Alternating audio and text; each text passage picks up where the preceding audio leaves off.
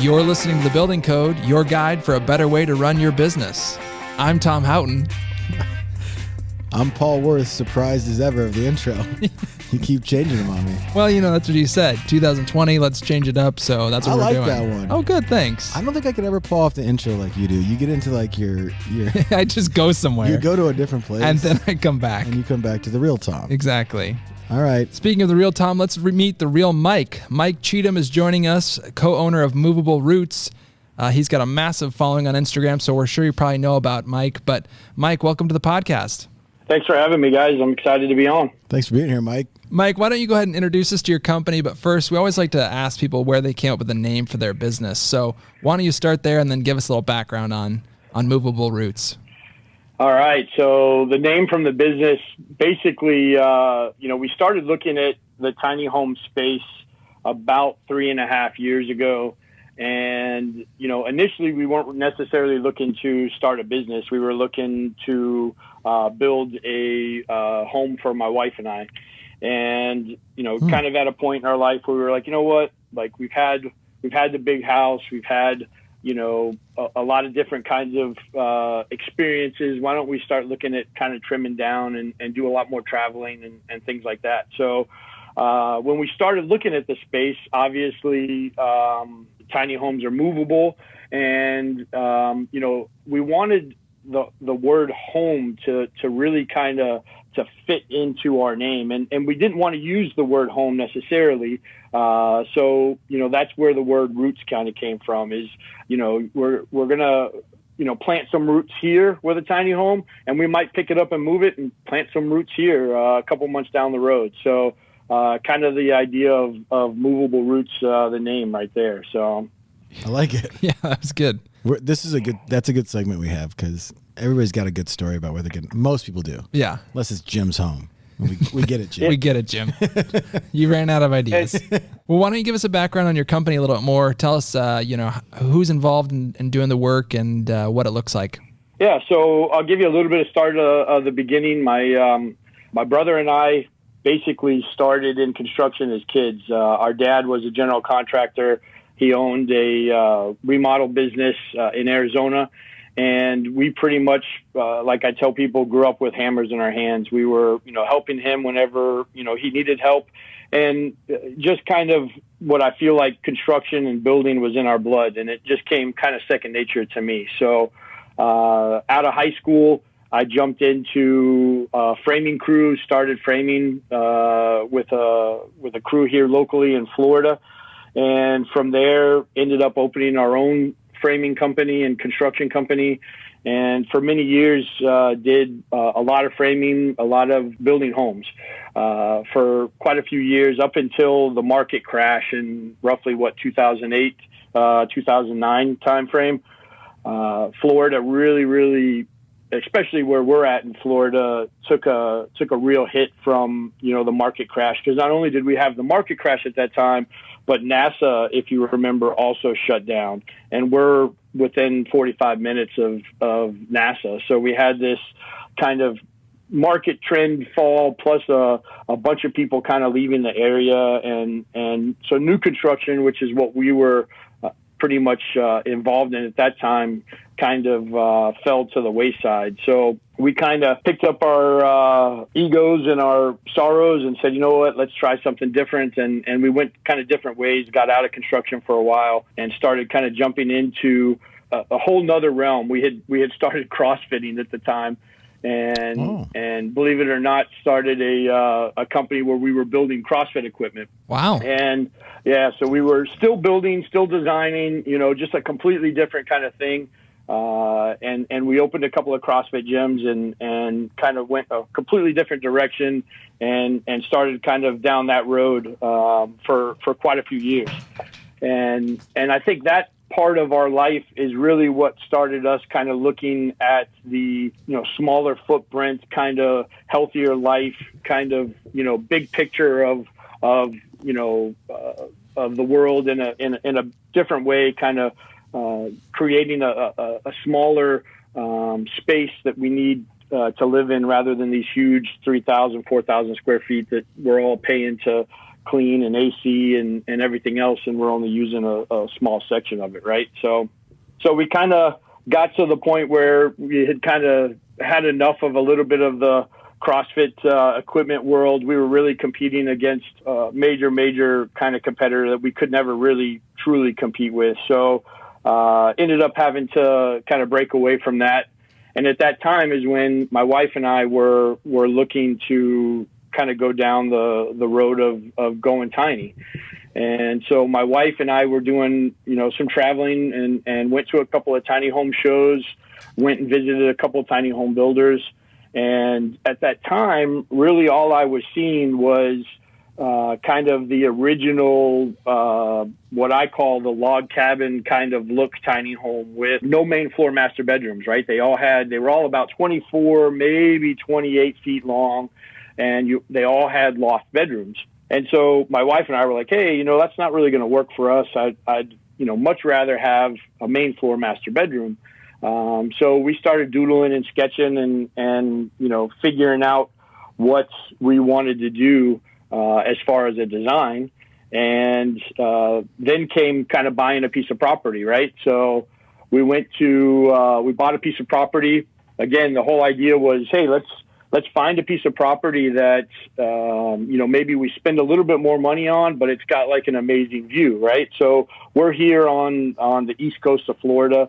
There's a little bit of an intercoastal here. So we found a piece of property that was, on the water, and we were like, hell yeah, let's buy this piece of property and we'll put this tiny home on it, right? Makes sense. Yep. So bought the piece of property and then found out we couldn't put a tiny home on it. Why not? So, man. You think we maybe would have done a little due diligence there, no? Yes. Yeah. What happened? So again, kind of going into some of the barriers of entry for tiny home people, right? So people that are looking to kind of have a tiny house on wheels or potentially kind of have that smaller footprint. The issue that we had with this piece of property was that there was a minimum square footage requirement for the piece of property. So our tiny homes really are only roughly about 300 square feet, counting main floor, living square footage. And so that didn't meet the 750 minimum square footage. So kind of a big wall that we kind of ran into there, right?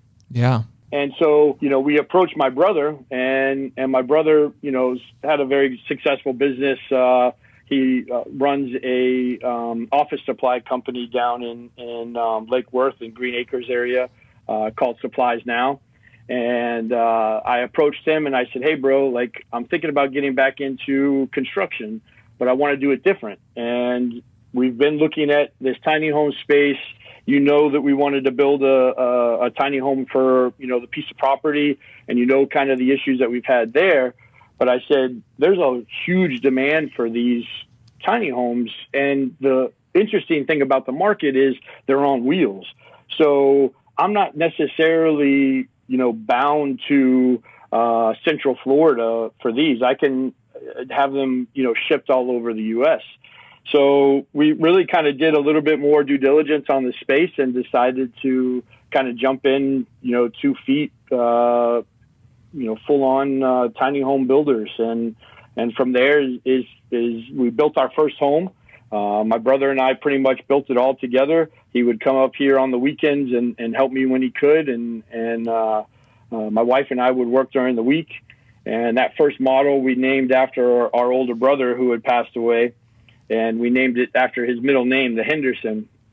Oh, nice. And so nice. 2017 was when we kind of broke ground with Movable Roots. And we took that model, and basically it was the model that we were kind of playing around with building for ourselves, right? Because we had already spent all this time kind of sketching it and saying like, hey, we feel like the space is kind of missing this, right? So we built a very kind of high-end tiny home. And that was kind of our thought process in it too, guys, because if I only need 300 square feet of flooring, why not buy some really nice flooring, right? And some of the stuff that you would probably never buy for your 2,000 square foot house, because just now that price just gets crazy on that square footage. So we kind of went into that build with that idea, was that, hey, let's kind of go for that kind of higher end fit and finish and quality of work, and design homes that are functionable, right? Like, people love the idea. They watch the shows and they see Tiny House Nation and all this stuff on different channels. And, the idea of it is great. But then when you really start to think about downsizing your life, in a 365-day plus time frame, you really need to kind of figure how that space is going to work for you and your family, Yeah, that makes sense. Yeah. I have so many questions. Yeah. So, I have so many questions about the tiny style. yeah, to sum it up though, what your business is offering is a really high-end product in a small form factor. Would you say that's correct? Yeah. We've kind of gone that higher end custom design tiny home, because going back to my previous comment, like, when we were looking for a tiny home, really the only thing that builders were offering was maybe a portfolio of 10 like model options, right? And so we had to kind of fit into or find something that fit in that at most 10 kind of options. And we really couldn't find anything. And our experience now in this space is that most people that are really looking to kind of make this jump and full-time kind of go tiny, they really need that space to work for how their life works on a daily basis. Yeah, it's actually correlates to the normal home size category as well. I mean, you're seeing that from home builders going from the mansions down to, normal size homes or even smaller square footage, but higher finishes. We just had a guest on talking about that. So it seems to make sense that that's just the trend here. Yep. Is going tiny the phrase we use? Yeah, I mean, it's verb? something that's kind of a catchy phrase. Like, if you kind of think about the idea of the RV industry has that tagline, go RVing, right? And somebody along the way of tiny homes kind of dubbed that idea, going tiny. So wasn't that a Matt Damon film recently though? Going tiny? Downsizing. He did downsize. Yeah. Okay. Cool. Yeah. A little bit different. I mean, there's some similarities, but different. Yeah. That makes sense. Yeah, didn't he downsize himself? Yeah, it was more him than the spoiler alert there, but So what challenges, I think a lot of builders that we work with obviously build traditional size homes is probably how I'd say that. What challenges do you face building in such a small footprint? A lot of challenges, and it was a crazy learning curve on our first build, right? So, what I tell people in the residential world, we could have a plumber or an electrician kind of miss a chase line or a drain line in the kind of rough end stage, and we could shift the wall, a couple of inches to hide that mistake. And no one would ever know. It wouldn't really affect anything. If it was a bearing wall, obviously there's an issue there. But for the most part, you can shift things in a general home and not really affect anything drastically in the build. In a tiny home, if I move something a quarter of an inch, no lie, the couch might not fit. Mm-hmm. Right. Mm-hmm. So our precision has to be just dead on. Our plans have to be well thought out, and before we even break ground and start building our trailers, we've got everything outlined and figured out where it needs to be. If you think about what we're doing, we're basically a residential home with 2x4 exterior walls on top of a trailer. So we've got all of those residential style home products inside it, like all of our electrical rough-in, all of our plumbing rough-in, all of our mini splits. The mini splits have the AC chase lines that have to be run all into that 3.5-inch space from one end to the other. So there's a lot of stuff kind of crammed into that compact space. Yeah, that makes sense. That being said, are you building these in a factory then, in a like sort of a a location that allows you to kind of manage everything, and you're doing it all yourself. Yeah, we are. So we again jumped both feet in. We got a warehouse. We said, you know what, we see a demand here. The fact that our target market doesn't necessarily have to be Florida. We can reach and send homes to California. We have a warehouse. We have 4 full-time employees. And my wife actually has come on full-time now. She handles all of our social media and does an amazing job with our website and literally keeps my schedule straight. So yeah, she is doing an incredible job on your social media. I'm looking at the pictures on Instagram, and if you're not following Movable Roots on Instagram, you can find them at movable_roots on Instagram. They've got some fantastic photos of their work, just really great to follow along with the progress. So make sure you give them a follow. And shout out to your wife on that. Great job. Yeah, man, she's awesome with it. So she had a marketing background already, and so it was we got to a point where we said, you know what, we need somebody to kind of handle this for us. So yeah. So you mentioned your target market a little bit. Obviously, not necessarily entirely being in Florida. Could you elaborate on that? On who is your target market, and where are they coming from, and how far are you sending your product out into the world? So great question. So we actually have 2 ranges of kind of what seems to be kind of our market. So we have the younger kind of millennials who are either just getting out of college or going to college, starting their careers, but don't really want to jump into a $250,000, $300,000 mortgage, and but they still want to own, right? So we've got that kind of market and that kind of customer who's also thinking that, you know what, I don't really need that much space yet. I'm not ready for that much space yet. And I know my son out of college, his job is somewhat transient, right? So some of these new, sales jobs and marketing jobs that, the companies are moving people, fairly often. So, you've got that kind of demographic. And then we kind of skip the full kind of family stage, mainly because I do really think that, for the most part, to go tiny and to live in that small of a space, at least with a young toddler into kind of adolescence, can be a little bit difficult. So we've kind of got a little bit of a gap there in that demographic. And then we go back to the empty nesters. And a lot of the empty nesters are really the bigger demographic that we have. So we've got, those that are retiring, that, kids have just gone to college and they're kind of on their own, and they want to get rid of that house that they've had for the family. And they want to either travel or they want to spend time in different parts of the U.S. So we've got homes in California, Montana, Texas, Florida, up the East Coast, Tennessee. So, we've had the ability to get some homes out there, and that's just been phenomenal. That's awesome.